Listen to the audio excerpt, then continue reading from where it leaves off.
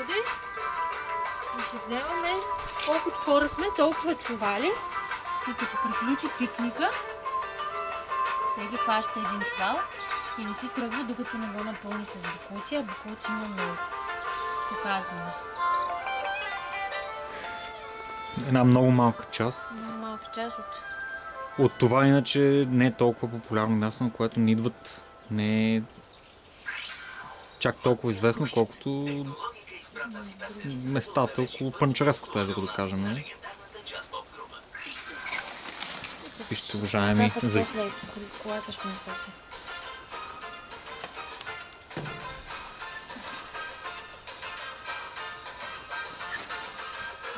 Ето тук пликове пак. За съжаление нямам повече турбички. Лего. Не, това е природата, която искаме за нас и която искаме за нашите деца. Снимай бутилката в дървото. Да, вижте. Дърветата какво раждат вече.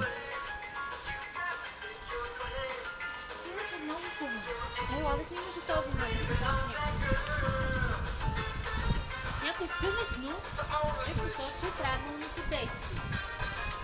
Снимаме там. Ето можете да видите тук.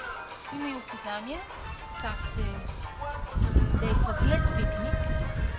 Четете боклука в къщи, а не в природата.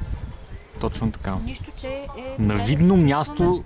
Като дома си в природата, това не означава, че трябва да мърсим с боклуци, както вкъщи. Това е нещо много странно. Не, това въглена кутийка от бира. Бира ли е? Не, бира. Това е нещо от автомобил ми се струва. Или, да. Ти фара прибрали ли? Прибрах го, да. Купен фара намерихме. За драгите за ритми да кажем. И ръкавички може да си вземем следващия път. Някакви ръкавички. Сигурно ще бъдем по-подготвени.